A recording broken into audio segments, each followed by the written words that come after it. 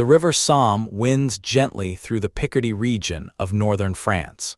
In the summer, the banks are lush and green, and the chalky soil of the hills creates a landscape that is both soft and rolling. It is a place that, under normal circumstances, would be reserved for quiet agriculture and the slow, rhythmic passing of seasons. But if you were to stand there in the early summer of 1916, the landscape was being prepared for something industrial, mechanical, and horrifyingly grand. This was the setting for the Battle of the Somme, a campaign that would come to define the futility and the sheer scale of the First World War for the British Empire. To understand the Somme, we must first understand the year itself. 1916 was meant to be the decisive year. The war had been stagnant, a stalemate of trench lines stretching from the Swiss border to the North Sea. The great powers of Europe were locked in a wrestling match where neither side could gain an inch without paying for it in thousands of lives. The Allied powers, specifically Britain and France, had formulated a plan at the Chantilly Conference at the end of 1915. They agreed to launch simultaneous offensives against the Central Powers to stretch the German reserves to the breaking point. The Russians would attack in the east, the Italians in the Alps, and the British and French would launch a massive, joint offensive astride the River Somme. It was a sound strategy on paper. It relied on the coordination of massive armies to overwhelm the German Empire. However, history rarely follows the neat lines drawn on a map by generals in a shadow. In February of 1916, the Germans struck first, but not at the Somme. They attacked the French fortress city of Verdun. The German chief of staff, Erich von Falkenhayn, intended to bleed the French army white. He knew the French would defend Verdun to the last man, and he was right. The battle became a meat grinder. By late spring, the French army was desperate. They were suffering hundreds of thousands of casualties. The French commander, General Joffre, practically begged the British commander, Sir Douglas Haig, to launch the Somme offensive as soon as possible, not to win the war in a single stroke anymore, but simply to take the pressure off the dying French army at Verdun. What was originally planned as a predominantly French attack supported by the British evolved into a predominantly British offensive supported by the French. This shift is important because the British Army of 1916 was not the professional army of 1914. The old professional army, the British Expeditionary Force, had been largely wiped out in the early battles of the war. The army that stood ready in Picardy was Kitchener's army. These were the volunteers, the citizens, the men who had answered the call when Lord Kitchener pointed his finger from the recruitment posters. They were organized into what were known as PALS battalions. This is a detail that adds a profound tragedy to what was about to happen. Men from the same town, the same factory, the same football club, or the same school enlisted together, trained together, and were placed in the same units. The idea was to build morale and camaraderie. The result, however, meant that when a battalion suffered heavy casualties, entire neighborhoods back home in England would be devastated in a single afternoon. The telegrams would arrive on the same street, one after another, darkening door after door. These men were eager, but they were inexperienced.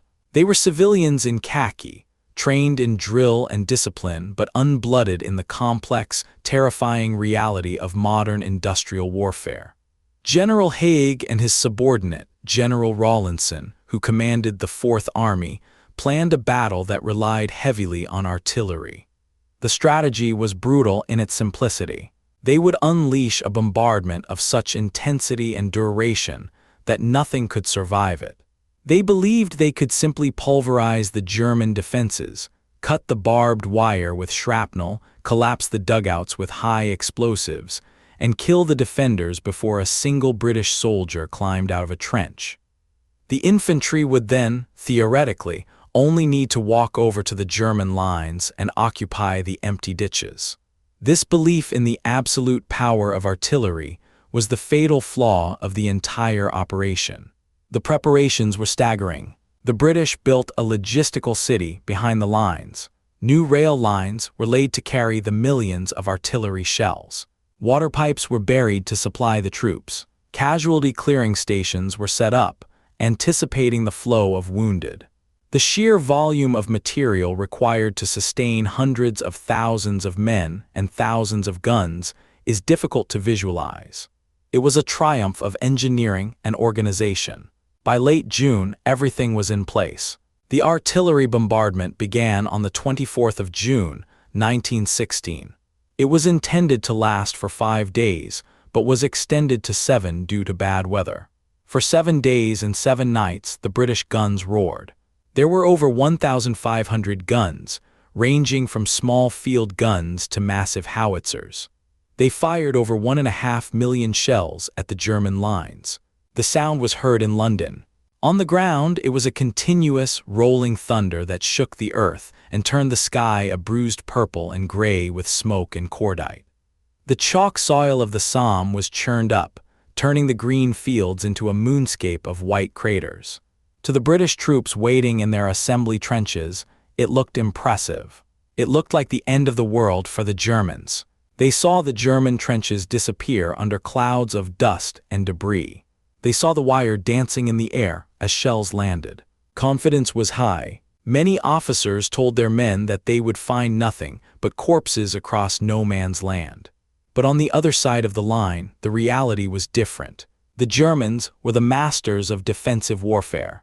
They had held this ground for nearly 2 years. They had dug deep. While the British dugouts were often shallow and wet, the German dugouts were marvels of military engineering. They were dug 30, sometimes 40 feet into the chalk. They were reinforced with concrete and timber. They had electricity, ventilation, and bunks.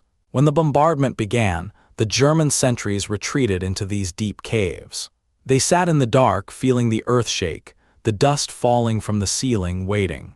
It was terrifying, certainly. The noise was maddening. Men went insane from the constant concussion. But they were alive. Crucially, the British bombardment failed in 2 specific ways. First, they used too much shrapnel and not enough high explosive. Shrapnel shells are filled with lead balls, designed to explode in the air and kill troops in the open. They are useless against concrete bunkers and deep earthworks. Second, the fuses on the shells were often defective. The British industry had ramped up production so quickly that quality control had slipped. It is estimated that nearly 1/3 of the shells fired during that week were duds. They hit the soft ground and failed to explode. The German wire, which was thick and tangled in deep belts, was often tossed around but not cut. It remained an obstacle, waiting to snare the advancing infantry. The weather during the week of the bombardment was miserable. Heavy summer rains turned the trenches into troughs of sticky, white mud. The men were soaked, cold, and anxious. They waited in the support trenches, checking their equipment, writing final letters home, and trying to sleep through the noise of their own guns. The date for the attack, originally set for the 29th of June, was pushed back to the 1st of July because of the rain. This delay only added to the tension. The waiting is often the hardest part of war. It gives the mind time to wander, to imagine the worst. Finally, the rain stopped. The morning of the 1st of July broke with a clear blue sky. A mist hung over the valleys, slowly burning off as the sun rose. It promised to be a hot summer day. The birds were singing. There are many accounts from survivors who remember the larks singing high above the battlefield, in the brief moments of silence between the artillery barrages. It was a surreal contrast, the beauty of nature ignoring the machinations of man. At 6:30 in the morning, the bombardment reached a crescendo. This was the final hurricane of fire. Every gun opened up at maximum rate. The noise was a physical pressure. Then at 7:20, a new sound was added.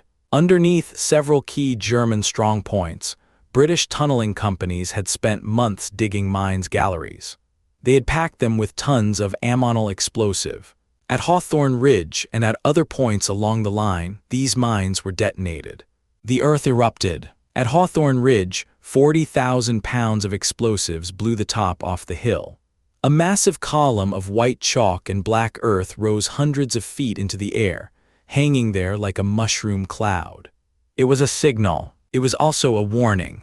The debris took time to settle, and the British troops had to wait for it to clear before they could occupy the crater.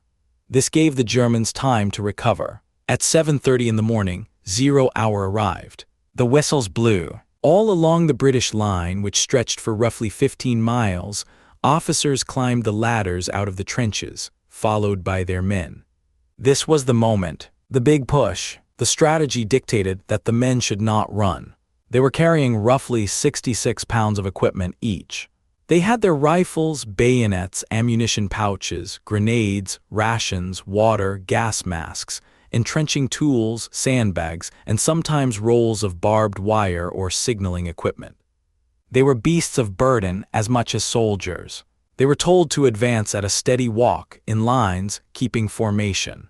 The assumption was that there would be no resistance.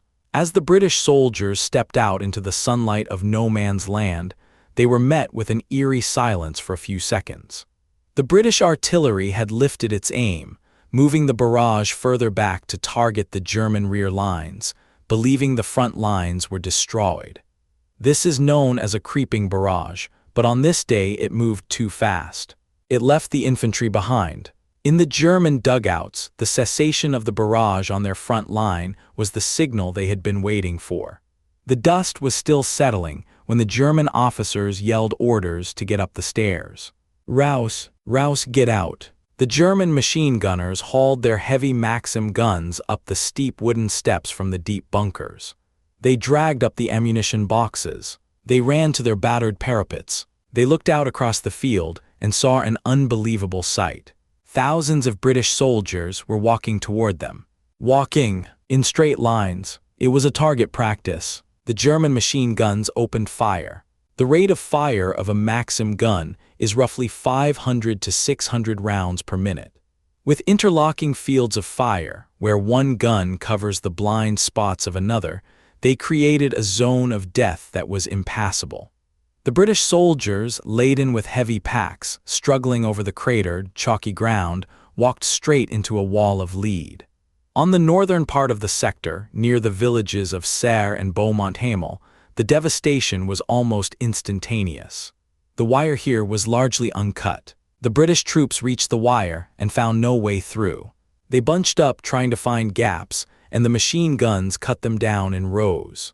Men hung on the wire like rags. The follow-up waves, seeing the slaughter ahead, still climbed out of their trenches when the whistles blew, obeying orders, and walked into the same fire.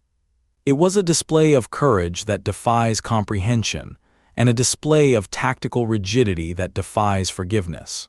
In the sector attacking the village of Thiepval, the Ulster Division managed to break through the German lines with incredible ferocity, but they pushed too far, too fast, and were cut off.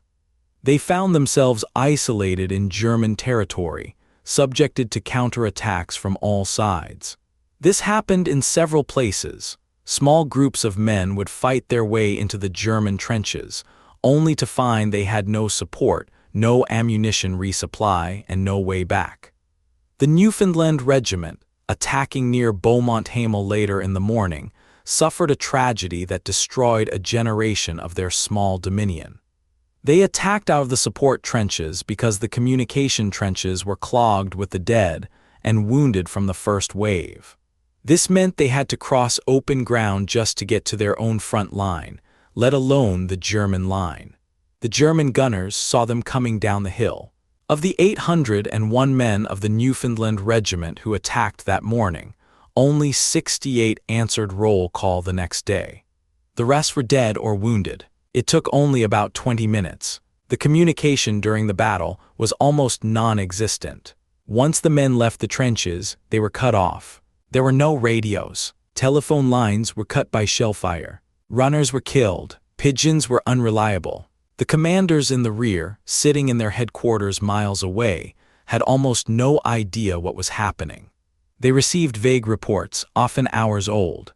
They assumed that the silence meant progress. They continued to order reserves to move forward, pushing more men into the crowded trenches, adding to the congestion and the casualty lists. By midday, the heat was intense. The battlefield was a chaotic scene of smoke, dust, and the cries of the wounded. The smell was overpowering, a mixture of high explosives, rotting vegetation, blood, and open latrines. The chalk dust coated everything in a ghostly white powder, making the soldiers look like statues. The thirst was terrible. Men drained their water bottles early and lay in shell holes, baking in the sun, unable to move because of the snipers and machine guns. Despite the catastrophe in the north, there was some success in the south. The British battalions near the town of Montauban, fighting alongside the French army, managed to take their objectives. The French, who had more heavy artillery and more experience, used different tactics. They advanced in small groups, rushing from cover to cover, supporting each other with fire. Their artillery was more effective. They captured their initial targets with relatively fewer casualties. This proved that the German defenses could be broken, but it highlighted the tragic failure of the rigid tactics used by the British in the north. As the afternoon wore on, the scale of the disaster began to trickle back to the headquarters, but the full magnitude was not yet understood. The casualty clearing stations, which had prepared for a busy day, were overwhelmed. The doctors and nurses worked until they dropped. The wounded were piled up on stretchers, on the floor, outside in the grass. The triage system was ruthless. Men with stomach wounds or severe head injuries were often left to die because the surgeons had to focus on those who could be saved. The stream of ambulances was endless. Back on the battlefield, the survivors lay in no man's land, waiting for darkness. The German gunners, exhausted from hours of firing, sometimes held their fire when they saw stretcher-bearers, but often the battle raged on regardless. The big push had been stopped dead in its tracks within minutes of starting. The grand strategy of breaking the line and sending the cavalry charging into the green fields beyond was gone. Now it was a matter of survival. The sun began to set on the 1st of July, 1916. It had been the longest day in the history of the British Army. As the light faded, the magnitude of the loss became clear. In a single day, the British Army had suffered 57,470 casualties. 19,240 of them were dead. To put that in perspective, that is more men killed in one day than in many entire wars. It remains the bloodiest day in the history of the British military. But the battle was not over. It was only the first day. The sun went down, and the moon rose over a landscape that had been irrevocably changed. The no man's land was carpeted with bodies. The cries of stretcher-bearer and the moans of the dying filled the night air. And in the headquarters, the generals were already looking at the maps, planning for the next day. They could not accept failure. They could not believe that the great bombardment had failed. They reasoned that the Germans must be on their last legs, that one more push would break them. And so the orders were written. The battle would continue. The night of July 1st was a time of shock. In the trenches, the survivors tried to find their friends. Roll calls were held, and the silence that followed the calling of names was deafening. A sergeant would call a name, and there would be no answer. He would call another, and silence again. Battalions that had gone over the top with 800 men came back with 100. Officers were gone, NCOs were gone. The structure of the army had been shattered. Yet amidst the horror, the logistics machine kept turning. Ammunition was brought forward. Rations were distributed. The war did not stop for grief. The sentries peered into the dark, watching for German counterattacks. The artillery continued to fire sporadic harassing rounds. The war had settled into a new, grim reality. The breakthrough was a myth. The war of attrition had truly begun. The Germans, too, were shaken. They had held the line, but the ferocity of the assault had surprised them. They had lost men as well, though far fewer than the British. They knew that the British would come again. They spent the night repairing their wire, clearing their trenches, and bringing up fresh ammunition. They knew that the Somme was not going to be a one-day battle. It was going to be a siege. As dawn approached on the 2nd of July, the exhaustion was palpable. The adrenaline of the attack had faded, replaced by a deep, bone-weary fatigue. But there was no rest. The orders came down the line. Continue the pressure. Secure the gains in the south. Try again in the north. The soldiers, dazed and heartbroken, checked their rifles. They scraped the mud off their boots. They prepared to go back into the fire. The terrain itself began to change. The pristine white chalk craters from the first day were already beginning to fill with debris and bodies. The green fields were gone, replaced by a churned ugliness. The villages of the Somme, Fricourt, Mametz, Contalmaison were becoming piles of brick and timber. They were no longer places where people lived. They were strong points labeled on a map to be taken at any cost. The strategy shifted from a grand breakthrough to a series of bite and hold operations. If they couldn't break the line in one go, they would take it trench by trench, yard by yard. It was a strategy that guaranteed high casualties for minimal gain. It turned the battle into a grinding contest of willpower and industrial output. Who had more shells? Who had more men? Who could endure the unendurable for longer? In the weeks that followed the 1st of July, the battle decomposed into a series of smaller, vicious actions. The woods of the Somme, High Wood, Delville Wood, Mametz Wood, became scenes of utter horror. Fighting in the woods is confusing and terrifying. Tree bursts where shells hit the canopy and rained shrapnel down caused terrible injuries. The roots of the trees made digging trenches difficult. The shattered trunks provided cover for snipers. Let us look closely at Mametz Wood. It was a dense forest, heavily fortified by the Germans. The Welsh division was tasked with taking it. They attacked uphill across open ground before reaching the trees. The German machine guns in the wood cut them down. When they finally entered the wood, it became a hand-to-hand struggle. Bayonets, trench clubs, and grenades were the weapons of choice. It was primal. It was fighting at a distance of a few feet. The wood was eventually taken, but it was reduced to a collection of splinters. The ground was so thick with bodies that it was impossible to walk without stepping on the dead. This was the nature of the Somme after the first day. It was not a battle of sweeping maneuvers. It was a battle of bloody inches. General Haig has been criticized heavily by history for continuing the offensive. He was called the Butcher of the Somme, but we must also understand his position. The French were still suffering at Verdun. The Russians were attacking in the east. If the British stopped, the Germans could move their reserves to crush the French or the Russians. The alliance demanded that the British keep fighting, keep bleeding the German army. It was a brutal calculus where human lives were the currency. The summer turned to autumn. The heat gave way to rain. And the rain on the Somme is a formidable enemy in itself. The chalky soil, when wet, turns into a glue-like mud. It sticks to everything. It weighs down boots and clothes. It jams rifles. It causes trench foot, a condition where the feet rot from constant immersion in cold water. The soldiers lived in this mud. They slept in it, ate in it, and fought in it. By September, the British Army was ready to try something new. They had been developing a secret weapon. To maintain secrecy, the prototypes were described as water carriers or tanks. The name stuck. On the 15th of September, at the Battle of Flers-Courcelette, the tank made its debut on the battlefield. Imagine the scene from the perspective of a German soldier. You have been fighting for 2 years. You know about machine guns, artillery, gas, and flamethrowers. You think you have seen every horror war can offer. Then out of the morning mist comes a steel monster. It has no wheels but tracks that churn the mud.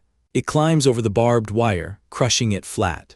Bullets bounce off its hide. It breathes smoke and fire. It moves slowly, but it is unstoppable.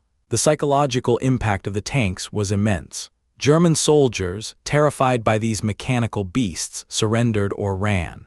The tanks helped the British advance, capturing the village of Flers.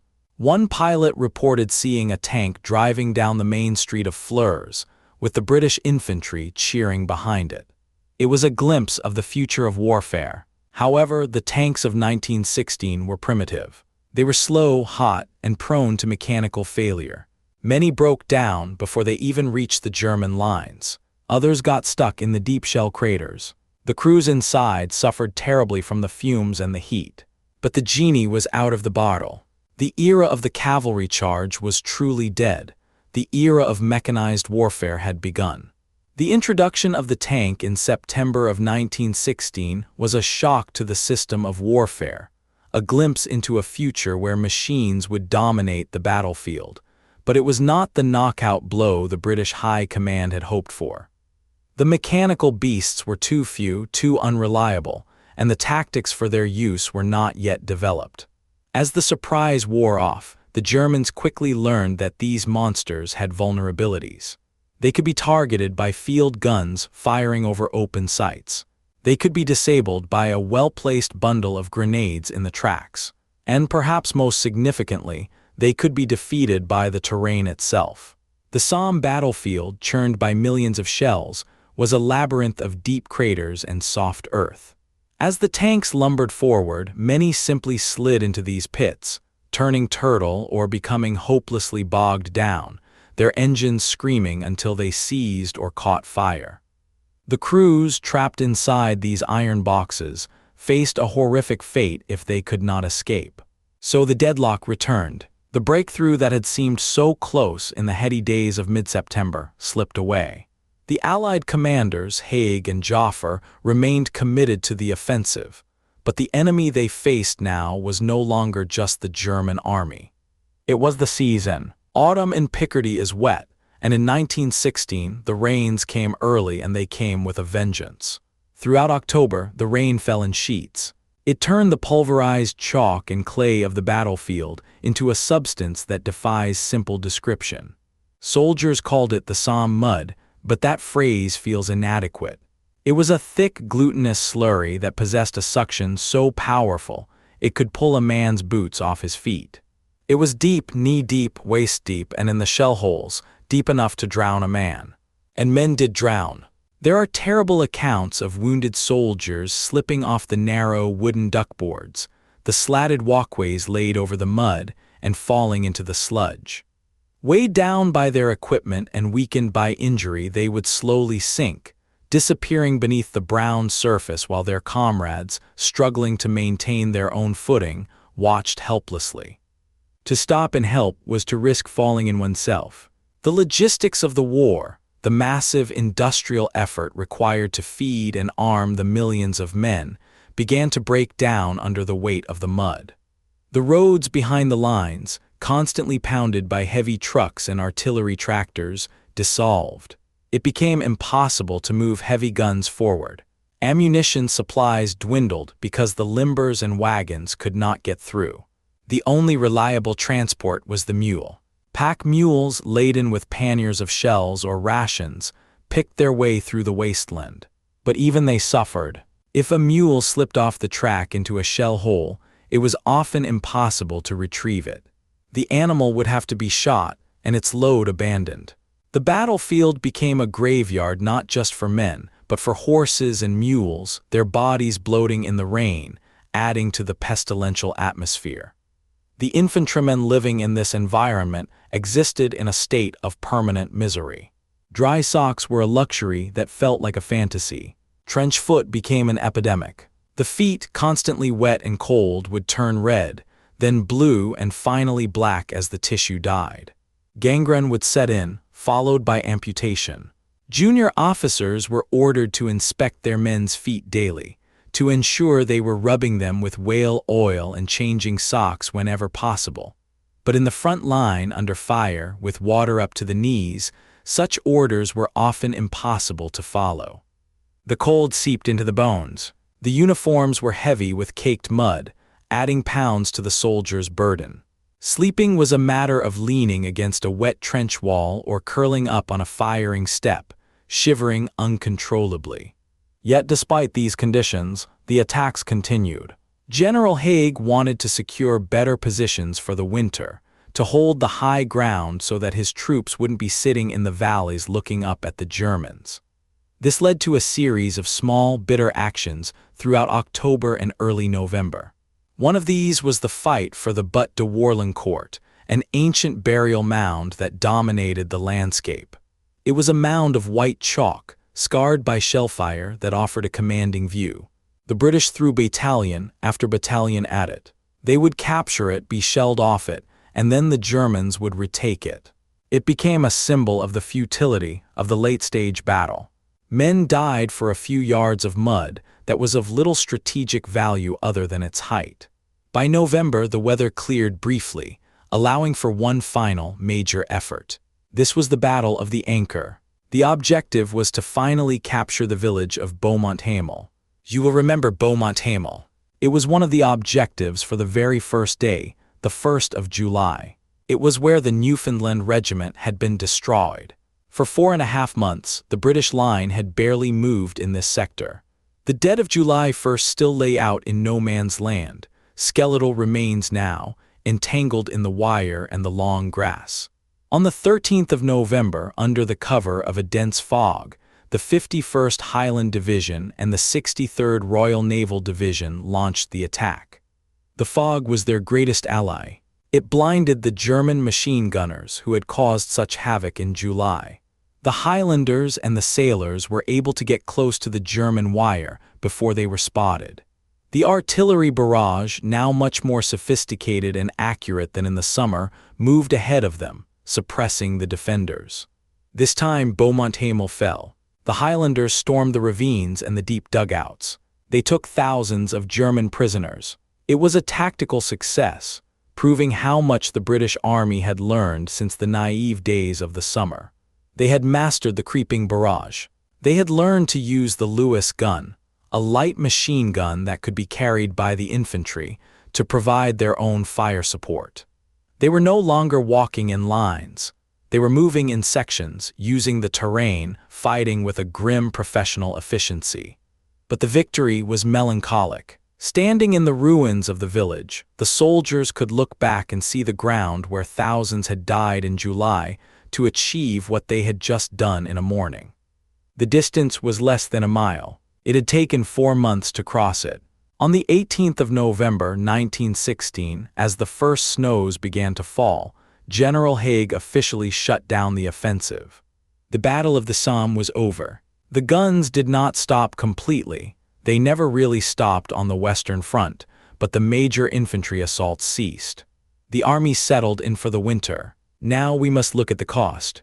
The numbers are difficult to comprehend, but we must try, for they represent the true weight of this event. In 4.5 months of fighting, the British Empire had suffered approximately 420,000 casualties. The French had suffered around 200,000. The German losses are a subject of historical debate, but they are estimated to be between 450,000 and 600,000. Total casualties exceeded 1 million men. 1 million men killed, wounded, or missing, for a strip of land that was roughly 6 miles deep and 20 miles wide. Critics of General Haig look at the map and say it was a failure. The breakthrough never happened. The cavalry never rode through the gap. The war did not end. They call it a waste of life. And on a human level, it is impossible to argue with that. The sorrow caused by the Somme rippled out to every corner of the globe, to the cottages of England, the sheep stations of Australia, the cities of Canada, and the villages of Bavaria. However, from a cold, strategic perspective, the view is different. The Somme did what it was intended to do. It relieved the pressure on Verdun. The Germans had to stop their attacks on the French fortress to send reinforcements to the Somme. Verdun was saved, and the French army, though battered, did not collapse. Furthermore, the Somme inflicted a wound on the German army from which it never fully recovered. The old professional German army, the army of 1914, died on the Somme. They lost their best officers, their most experienced NCOs. Captain von Hentig, a German staff officer, described the Somme as the muddy grave of the German field army. They could replace the men with new recruits, but they could not replace the experience and the confidence. The British Army, conversely, was a citizen army that was learning its trade. It took a terrible beating, but it did not break. It emerged from the Somme as a hardened, battle-tested force that was beginning to understand how to fight a modern war. The German High Command, now led by the formidable duo of Paul von Hindenburg and Erich Ludendorff, looked at the results of the Somme with deep concern. They realized that they could not win a war of attrition against the combined industrial power of Britain and France. They could not afford another Somme. They needed a new strategy. During the winter of 1916 and 1917, while the soldiers shivered in the frozen trenches, the Germans began a massive construction project. Miles behind the front line, they built a new defensive position. They called it the Siegfriedstellung. The Allies called it the Hindenburg Line. This was not just a trench system. It was a zone of defense. It incorporated concrete bunkers, deep belts of barbed wire hundreds of yards thick, and designated killing zones for machine guns. It was designed to be impregnable. It was built with forced labor and Russian prisoners of war. The plan was ruthless and logical. The Germans would voluntarily give up the ground they had fought so hard to hold on the Somme. They would shorten their line, which would free up divisions for use elsewhere, and they would retreat to these new, prepared fortifications. In February and March of 1917, the Germans executed Operation Alberich. They began to pull back, but they did not just leave. They enacted a scorched earth policy. As they retreated, they destroyed everything. They burned the villages. They blew up the bridges and the crossroads. They cut down the orchards and the shade trees lining the roads. They poisoned the wells. They placed booby traps everywhere, exploding picture frames in abandoned cottages, mines under the floorboards, tripwires attached to souvenirs. When the British patrols cautiously moved forward into the mist one morning, they found the German trenches empty. They advanced bewildered into a silent landscape. They walked through the ground they had spent months trying to capture, finding no resistance. But what they found was a wasteland. The destruction was systematic and total. It was a psychological blow to the Allies. The Germans had dictated the terms of the engagement. They had chosen when to fight and when to leave. But before that retreat, there was the winter. The winter of 1916 to 1917 was one of the coldest in living memory.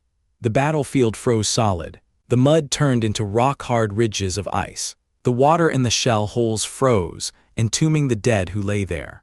For the soldiers, the cold was a physical assault. Sentries had to be relieved every hour to prevent them from freezing to death at their posts. Hot food was impossible to keep warm. By the time it reached the front line, the stew was a block of congealed grease. The rats, which had grown fat on the corpses during the summer and autumn, became bold. They invaded the dugouts in search of warmth and food.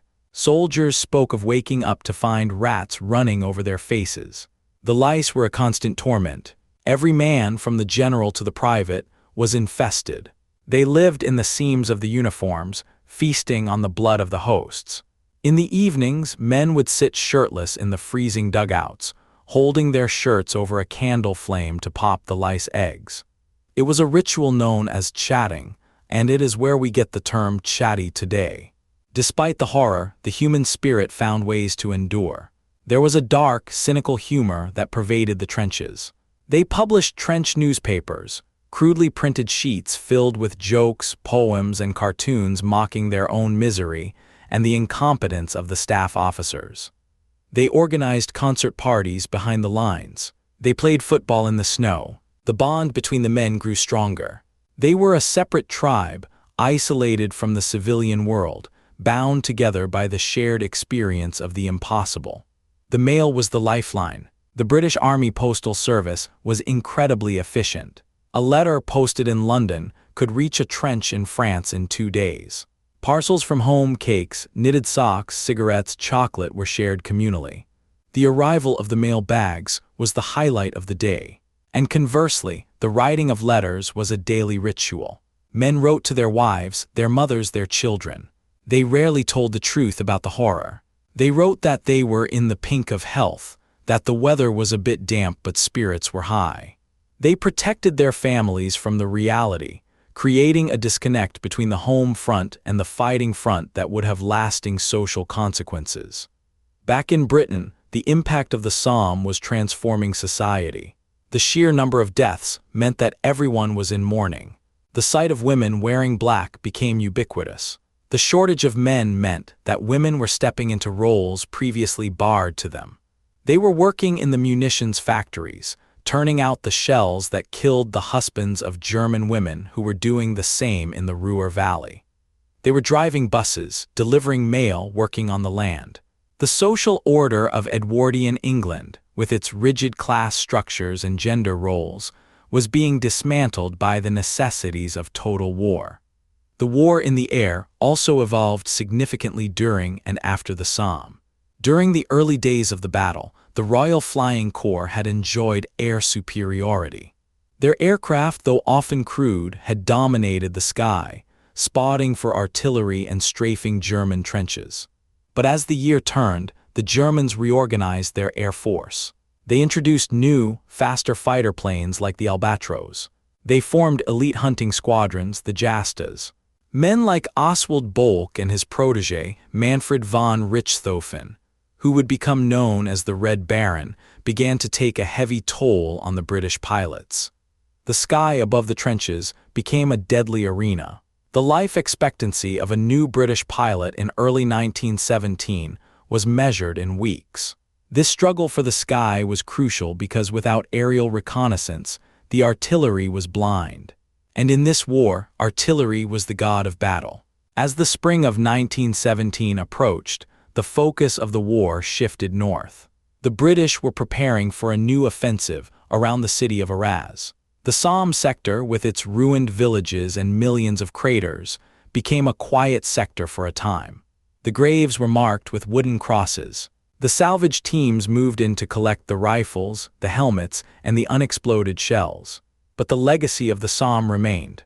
It had changed the psychology of the British soldier. The enthusiasm of 1914, the belief in the glory of war, was gone, buried in the mud of the Anchor Valley. It was replaced by a grim determination. They were no longer fighting for an abstract concept of empire. They were fighting for the man standing next to them. They were fighting to finish the job so they could go home. The Somme also taught the commanders hard lessons. They realized that the big push, the idea of a single battle ending the war, was a fantasy.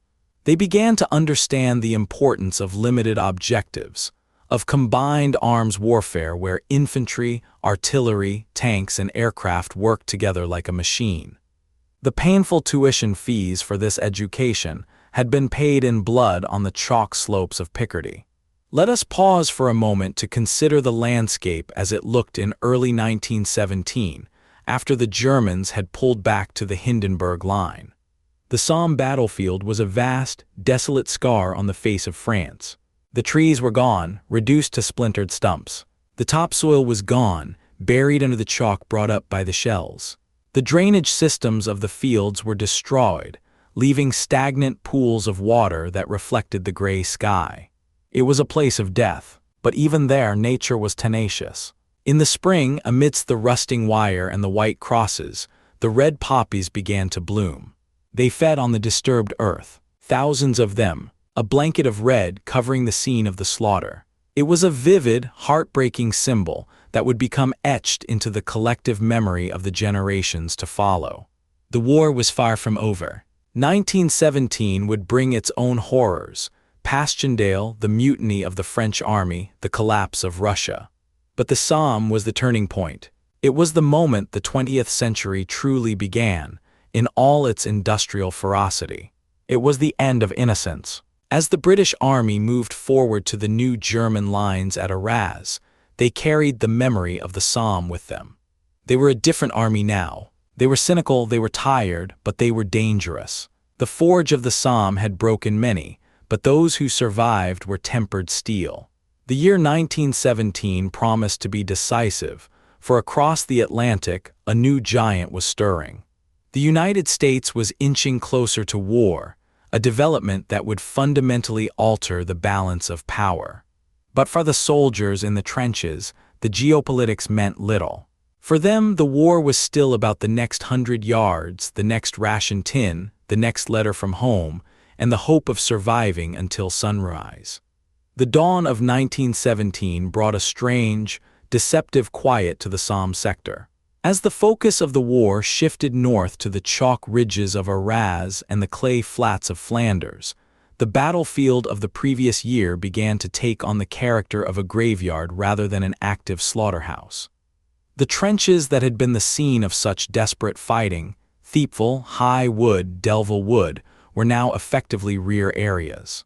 They were maintained, certainly, but the garrison troops stationed there found themselves living in a landscape of ghosts. They walked through the communication trenches where the chalk walls were still stained with the blood of the previous summer. They slept in dugouts that had been built by Germans, captured by British, lost, and captured again. The debris of the great battle was everywhere. Shattered gun carriages, rusting rifles, and the ubiquitous, tangled wire that rusted into a deep orange-brown. While the British Army turned its attention to the Battle of Arras in April, where the lessons of the Somme were applied with lethal efficiency, particularly by the Canadian Corps at Vimy Ridge. The ghost of the Somme continued to haunt the strategic decisions of the war. The casualties of 1916 had created a manpower crisis for the British Empire. The volunteers were gone. Conscription was now the primary engine feeding the army. The men arriving at the front in 1917 were different. They were often older, or they were young conscripts who had no choice in the matter. The naive patriotism of the PALS battalions was replaced by a grim, fatalistic determination. They did not expect to win quickly. They did not expect glory. They expected to endure. But the most significant change in 1917 came not from the West, but from the East. The Russian Empire, battered by years of war and internal rot, collapsed. The Tsar was overthrown. By the end of the year, the Bolsheviks had seized power and sued for peace with Germany. This was a catastrophic development for the Allies. For 3 years, Germany had been fighting a two-front war, splitting its army between the East and the West. Now the Eastern Front was closed. The train lines running from Russia to France began to fill with German troop transports. Hundreds of thousands of battle-hardened German soldiers and thousands of heavy guns were moved west. The German High Command, led by Ludendorff, saw a window of opportunity. They knew that the United States had entered the war in April of 1917, provoked by unrestricted submarine warfare and the Zimmermann telegram. However, the American army was small and unready. It would take a year to build, train, and transport a force large enough to make a difference. Ludendorff calculated that he had one spring, the spring of 1918, to win the war before the American manpower overwhelmed him. He decided to throw everything he had into one massive, final roll of the dice. And the place he chose to strike was the Somme. The irony was cruel. The British had spent months dying to push the line forward a few miles in 1916. In March of 1918, the Germans planned to take it all back, and more, in a matter of days. The preparations for the German Spring Offensive, code-named Operation Michael, were conducted with terrifying secrecy. They moved their troops at night. They hid their ammunition dumps in the woods. They did not dig jumping-off trenches, which would have alerted the British aerial reconnaissance. Instead, they concentrated their assault troops in the rear, ready to rush forward at the last moment. These were not the German soldiers of 1916. They had developed new tactics. They formed stormtrooper units Stoßtruppen. These men were lightly equipped, armed with submachine guns, flamethrowers, and bags of grenades. Their orders were to bypass strongpoints. If they encountered a British machine gun nest that held them up, they were to ignore it, move around it, and keep going deep into the British rear to destroy artillery and headquarters. They were to flow like water through the cracks in the dam. On the morning of the 21st of March, 1918, a thick fog blanketed the Somme Valley. It was a heavy, damp fog that reduced visibility to a few yards. At 4:40 in the morning, the German artillery opened fire. This was not the week-long bombardment of 1916. It was a short, intense hurricane bombardment, designed to stun and neutralize, not to destroy. They used a mixture of high explosives and tear gas to force the British to wear masks, followed by lethal phosgene gas. For the British troops in the forward zone, it was apocalyptical. The Fifth Army, which held the sector, was stretched thin. They had recently taken over this part of the line from the French and had not had time to improve the defenses. When the bombardment lifted and the stormtroopers emerged from the fog, the British line simply evaporated in places. The Germans were behind them before they knew the attack had started. Communications were cut instantly. The command structure collapsed. By noon, the Germans had advanced further than the British had in the entire 4 months of the 1916 battle. They swept over the old battlefields. They captured the graves of the men who had died taking that ground 2 years prior. They took the villages of the Somme, Pozières, Contalmaison, Bapaume, places that were sacred to the British Army. The psychological blow was immense. The British Fifth Army was in full retreat. It was not a chaotic rout, but it was a desperate fighting withdrawal. Men fought rearguard actions, holding a bridge or a crossroads for an hour to buy time for their comrades to fall back, then retreating again. The landscape of the Somme, which had been quiet for a year, was suddenly alive again with the noise of open warfare. This was not trench warfare. The trenches had been overrun. This was fighting in the open, in the ruins in the fields. The British engineers blew up bridges and supply dumps to deny them to the enemy. The sky was black with the smoke of burning stores. For days, the situation hung in the balance. The Germans were pushing toward the vital rail hub of Amiens. If Amiens fell, the British and French armies would be split apart. The British would be pushed into the sea, and the French would be left to fight alone. It was the crisis of the war. On the 11th of April, General Haig issued his famous back-to-the-wall order. He wrote, "There is no other course open to us but to fight it out. Every position must be held to the last man. There must be no retirement. With our backs to the wall and believing in the justice of our cause, each one of us must fight on to the end." It is difficult to overstate the desperation of that moment. The British Empire was on the brink of defeat, but the German offensive began to lose momentum. The speed of their advance was their undoing. They had moved so fast that their supply wagons, drawn by horses, could not keep up. The stormtroopers were exhausted, hungry, and running out of ammunition. When they captured British supply depots, they stopped to loot. They found white bread, corned beef, and rum, luxuries the blockaded German army had not seen in years. The discipline frayed as starving men gorged themselves on captured rations.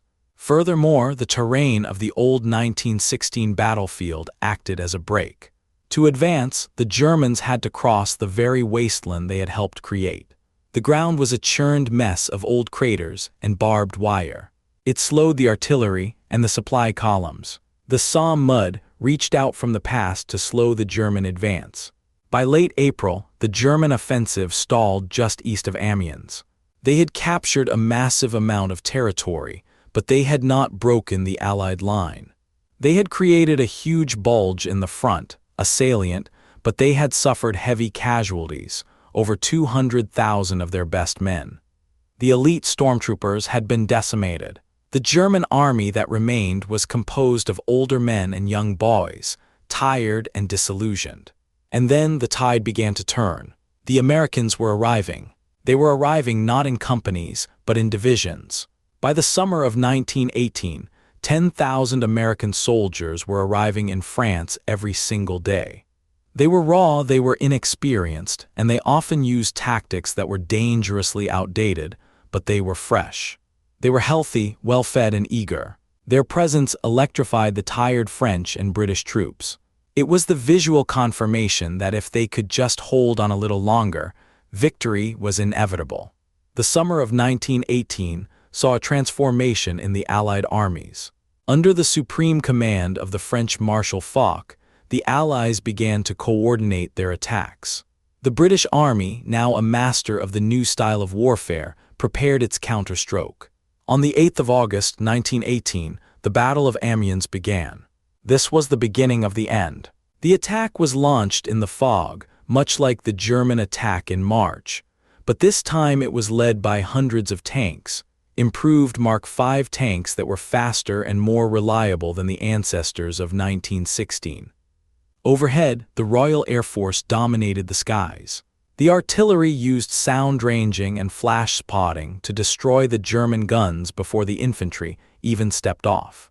The attack was a stunning success. The Australian and Canadian Corps, acting as the spearhead, punched a hole in the German line. They advanced 8 miles in a single day. The German soldiers, exhausted and demoralized, surrendered in droves. General Ludendorff called August 8th the Black Day of the German army. It was the moment he knew the war was lost.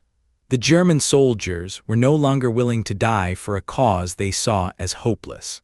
There were reports of retiring German troops shouting "strike breakers" at reinforcements moving up to the front. The discipline of the Imperial German Army had cracked. Following Amiens, the Allies launched a series of hammer blows all along the line. This period is known as the 100 Days Offensive. It was a relentless drive, pushing the Germans back eastwards over the old battlegrounds. Once again, the armies crossed the Somme, but this time the direction was reversed. The British, Australians, and Americans marched east, liberating the ruins of the villages that had been destroyed 2 years earlier. They passed the Butte de Warlencourt. They passed High Wood. They passed the Thiepval Ridge. The soldiers walking over this ground in 1918 saw a ghastly sight. The fighting of 1916 had buried the dead, but the shelling of 1918 had unearthed them. The battlefield was an ossuary. Skeletons in rotting gray and khaki rags lay exposed to the sun. Equipment from 1916, rusted Lewis guns, water bottles, helmets, lay side by side with the fresh debris of the current battle. It was a layering of history, a geological stratum of war. The crossing of the St. Quentin Canal in late September was a key moment. This was part of the Hindenburg Line, the defensive position the Germans had thought impregnable. The canal runs through a deep cutting and a long tunnel. It was a natural fortress, reinforced with concrete and machine guns. The assault was led by the American 27th and 30th Divisions, along with the Australians. The fighting here was ferocious. The Americans, eager to prove themselves, attacked with a courage that bordered on recklessness. They suffered heavy casualties, but they broke the line. The breakthrough of the Hindenburg Line was the final nail in the coffin. The German High Command informed the Kaiser that the army could no longer fight. They demanded an armistice. It is important to understand the state of the German home front during this time. The British naval blockade had starved the country. There was no meat, no butter, no leather, no rubber. People were making clothes out of paper fibers. Turnips were the staple diet. Influenza, the Spanish flu, was beginning to sweep through the malnourished population, killing thousands. The German people were done. The German sailors in the port of Kiel mutinied. Revolution was in the air. As the autumn of 1918 set in, the Allied advance accelerated. The Germans were retreating, but they were still fighting. The machine gunners in the rearguard punished any Allied unit that became careless. Bridges were blown, roads were mined, but the retreat was inexorable. By early November, the British Army was back in Mons, Belgium, the very place where the old professional army had fired its first shots in August of 1914. The wheel had come full circle. The war had consumed millions of lives to end up, geographically, almost exactly where it had begun. On the morning of the 11th of November, 1918, the order went out. Hostilities would cease at 11 a.m. The hours leading up to 11 a.m.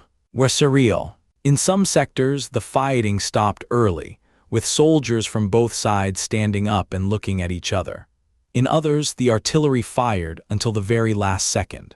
There are tragic stories of men killed at 10:59.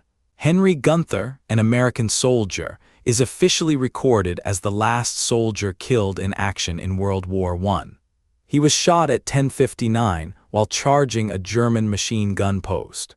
The German gunners had tried to wave him off, knowing the war was about to end, but he kept coming. At 11 o'clock, the gun stopped. The silence that followed was described by almost every witness as the most distinctive physical sensation of their lives. For 4 years, the air had been filled with the noise of engines, explosions, and screaming. The silence was heavy. It was painful. Men reported that they could hear the wind in the grass. They could hear birds. There was no great cheering in the front lines. There was no wild celebration. The men were too exhausted, too numb. They sat on the fire steps, boiled tea, and looked at the gray sky. They felt a profound sense of relief, but also a sense of emptiness. Their job, the job of killing and surviving, was over. They had to relearn how to be human beings. The Battle of the Somme, and the war it epitomized, was over. But the landscape remained. As the armies demobilized and went home, the battlefields were left to the salvage crews and the grave registration units. The scale of the cleanup was unimaginable. There were millions of tons of unexploded ordnance. There were hundreds of thousands of bodies to be found and identified. The Imperial War Graves Commission, now the Commonwealth War Graves Commission, began the monumental task of building the cemeteries. They decided that the dead would not be brought home. They would lie where they fell with their comrades. The concept of the stone of remembrance and the cross of sacrifice was developed. The headstones would be uniform, regardless of rank. A general would lie next to a private. The cemeteries of the Somme are today some of the most beautiful and melancholy places on earth. But immediately after the war, the task was grim. The concentration of graves meant digging up hasty burials from the battlefield and moving them to the designated plots. Many bodies could not be identified. Their headstones read simply, "A soldier of the Great War, known unto God." For those whose bodies were never found, pulverized by shells or swallowed by the mud, memorials were built. The Thiepval Memorial to the Missing of the Somme is the largest British battle memorial in the world. It is a massive arch of brick and stone that towers over the old German front line. Etched into its pillars are the names of over 72,000 men who died on the Somme and have no known grave. 72,000. Just the missing. In the years that followed, the French farmers returned. They filled in the trenches. They plowed the fields. But the war kept coming back to the surface. The iron harvest continues to this day. Every year, farmers plowing their fields hit unexploded shells, grenades, and shrapnel balls. They pile them by the side of the road for the bomb disposal units to collect. The Somme is still giving up its metal, and occasionally it still gives up its dead. Construction projects or deep plowing still uncover the remains of soldiers, preserved in the chalk, waiting to be found.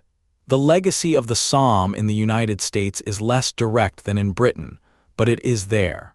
The American army that fought in 1918 learned from the British and French experience.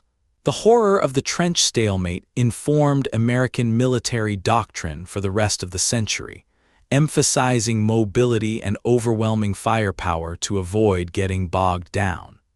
But for the lost generation of American writers, Hemingway, Fitzgerald, Dos Passos, the war was the defining event that shattered the old world values. Ultimately, the Battle of the Somme is not just a lesson in military history. It is a lesson in human endurance and the industrialization of death. It marked the point where technology outpaced tactics, where the machine became more important than the man. It destroyed the romanticism of war forever. Before the Somme, war could still be painted as a glorious adventure. After the Somme, it was only ever tragedy. If you go to the Somme today, you will see the Lochnigger crater, the result of the mine blown on the first morning.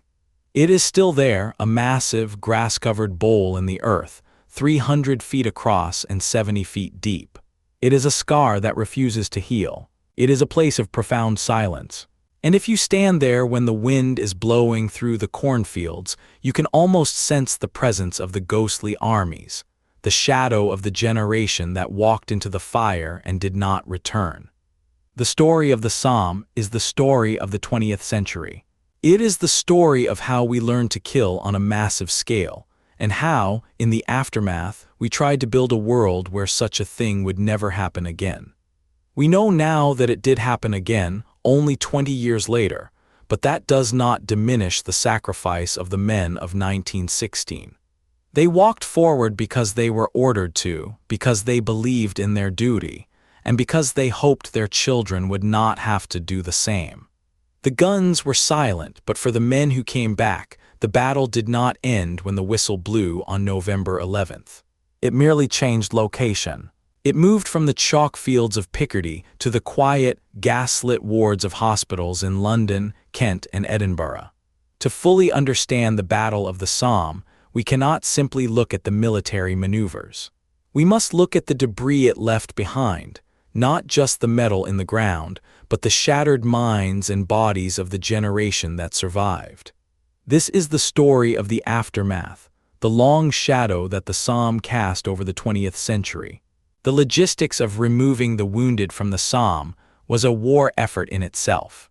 During the height of the battle in 1916, ambulance trains arrived at Charing Cross Station in London every few hours.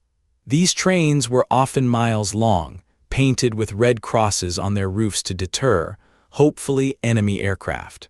When they pulled into the stations, a hush would fall over the platforms. The civilians, going about their daily business, would stop to watch the stretchers being unloaded. This was the moment the war came home. It was no longer a distant story in a newspaper. It was the smell of antiseptic, old blood, and wet wool filling the London fog. The injuries sustained on the Somme were unlike anything military surgeons had seen before. In previous wars, bullets caused clean entry and exit wounds. But the Somme was an artillery war. The jagged, red-hot shards of steel from a bursting shell tore through flesh and bone with horrific violence. They carried with them the bacteria-laden soil of the French fields, causing immediate and severe infections. Gas gangrene was the great killer. Surgeons found that they could not simply stitch up a wound. They had to leave it open, treating it with saline solutions, cutting away the dead tissue day after day until the infection subsided. But there was a specific type of injury that defined the horror of this new warfare: the facial wound. In the trenches, soldiers would often peer over the parapet to scan for the enemy. The head was the most exposed part of the body. The steel helmets introduced in 1915 protected the skull from shrapnel raining down from above, but they offered no protection to the face. Thousands of men survived the explosion but lost their jaws, their noses, their eyes. These men were known in France as the gueules cassés, the broken faces. Their plight was a terrible one. In a society that valued stoicism and appearance, these men felt they had become monsters. They often refused to see their families. They destroyed photographs of their pre-war selves. Mirrors were banned in the facial wards. It was in response to this tragedy that a New Zealand surgeon named Harold Gillies established a special hospital in Sidcup, Kent. It was called Queen Mary's Hospital. Here, Gillies and his team invented modern plastic surgery. They developed the tube pedicle technique, where a flap of skin from the chest or forehead was rolled into a tube to maintain blood supply, and then swung into place to reconstruct a nose or a jaw. It was slow, painful work, often requiring dozens of operations over years. The patients at Sidcup formed a unique brotherhood. They had their own benches in the park, painted blue, which signaled to the public that these men were not to be stared at. They lived in a world between the living and the dead, their faces reconstructed, but their lives irrevocably altered. The masks created by artists like Francis Derwent Wood, thin copper masks painted to match the soldiers' skin tone, held on by spectacles, were a final attempt to give these men a way to walk down the street without causing screams. The Somme didn't just break bodies, it forced medicine to advance at a breakneck speed to fix them. Parallel to the physical reconstruction was the crisis of the mind. The Somme saw an epidemic of what was then called shell shock. Today, we would recognize it as post-traumatic stress disorder. At the time, the military hierarchy was suspicious of it. They often viewed it as cowardice or a lack of moral fiber. Men who were shaking uncontrollably, who could not speak, or who had become paralyzed without any physical injury, were sometimes accused of malingering. However, the sheer number of cases coming from the Somme forced a change in thinking. It became impossible to court-martial thousands of men. Doctors began to realize that the human mind has a breaking point. The constant noise, the sleep deprivation, and the suppression of natural fear instincts created a toxic pressure that eventually shattered the nervous system. Officers were sent to Craiglockhart War Hospital in Scotland, where doctors like W.H.R. Rivers tried to treat them with talking cures, analyzing their dreams and encouraging them to face their trauma. It was here that the war poets Wilfred Owen and Siegfried Sassoon met. Their poetry, written in the quiet of the hospital while they recovered from the horrors of the Somme and Arras, stripped away the last vestiges of glorious language from the war. They wrote about the mud, the gas, and the futility. Their words became the true epitaph of the battle, more enduring than any stone monument. For the rank-and-file soldiers, the treatment was often harsher, electric shocks and strict discipline, designed to get them back to the front as quickly as possible. Many were returned to the trenches, their hands still shaking, only to break down again or be killed. The psychological scars of the Somme rippled through families for decades. It manifested in the father who would go silent for days, the uncle who screamed in his sleep, the sudden rages, and the inability to hold down a job. The war entered the domestic sphere, sitting at the dinner table in the form of a silence that could not be discussed. The social impact of the slaughter was also profound. In Britain, a generation of women found themselves without partners. The surplus women, as the cruel demographic term went, faced a future where marriage and family, the expected path for an Edwardian woman, were statistically impossible. There were simply not enough men left.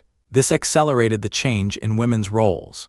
They had entered the workforce during the war, and many refused to leave it. They demanded the vote, and they got it. The flapper era of the 1920s, with its frantic energy, short hair, and jazz music, was in many ways a reaction to the Somme. It was a desperate embrace of life and modernity by a generation that had seen how fragile life truly was.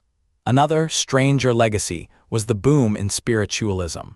The sheer volume of death and the fact that so many bodies were never recovered, remember the 72,000 missing names on the Thiepval Memorial, led to a desperate desire to communicate with the dead.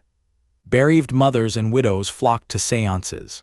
Even Sir Arthur Conan Doyle, the creator of Sherlock Holmes, became a fervent believer in spiritualism after losing his son. The scientific rationality of the 19th century had led to the machine guns and high explosives of the Somme. Now, in their grief, people turned to the irrational, hoping for a whisper from the other side. As the years passed, the landscape of the Somme slowly healed, but the memory was curated in specific ways. The battlefield became a destination for pilgrimage. In the 1920s and 30s, thousands of veterans returned to France. They brought their families to show them where it happened. They walked the rebuilt roads looking for the site of a dugout or a specific trench. There is a famous story of a veteran returning to the Somme in the 1960s. He looked at the peaceful, green fields, the cows grazing, and the farmers on their tractors. He turned to his son and said, "It looks nothing like it. It was brown. It was all brown." The greening of the Somme is perhaps the final act of the battle, nature reclaiming the scar, hiding the iron and the bone under a layer of normalcy. But the history is still there, just beneath the surface. Today, archaeological teams continue to work on the Somme. They are not looking for treasure, they are looking for information. Modern forensics can identify the remains of soldiers found during road widenings or building construction. DNA testing allows them to track down living relatives. A soldier of the Somme, lost for 100 years, can finally be given a name and a burial with full military honors. It is a closing of the circle, a final act of respect for the missing. The Battle of the Somme also forced a change in how nations remembered war. Before 1916, war memorials usually celebrated generals, men on horses, looking heroic. After the Somme, the memorials focused on the common soldier, the unknown warrior buried in Westminster Abbey, and the Arc de Triomphe represents this shift. He is anonymous because he could be anyone. He could be the boy from the Pals Battalion, the factory worker, the student. He is the symbol of the democratization of death. In military academies around the world, the Somme is still studied, but not as a model to emulate. It is studied as a warning. It teaches the dangers of rigid planning, the failure of communication, and the peril of underestimating the enemy's defenses. It is a case study in what happens when the disconnect between the technology of killing and the tactics of movement becomes too great. So, how should we finally remember the Battle of the Somme? It is easy to view it solely as a tragedy, a waste of life led by incompetent generals. Lions led by donkeys, as the saying goes. But that is too simple. It ignores the agency and the courage of the men who fought. They were not passive victims. They were men who endured conditions that are impossible for us to imagine, and they kept going. They maintained their humor, their discipline, and their care for one another. The Somme was the crucible of the modern world. It destroyed the old empires. It shattered the class system. It changed medicine, literature, and art. It taught us the true price of freedom and the terrible cost of failure. When we listen to the story of the Somme, we are listening to the birth pangs of the era we still live in. The story does not truly end. It continues in the silence of the cemeteries, in the letters tucked away in attics, and in the poppy that is worn every November. The Somme is not just a place in France. It is a scar on the conscience of the world, a reminder of what humanity is capable of, both in its capacity for destruction and its capacity for endurance.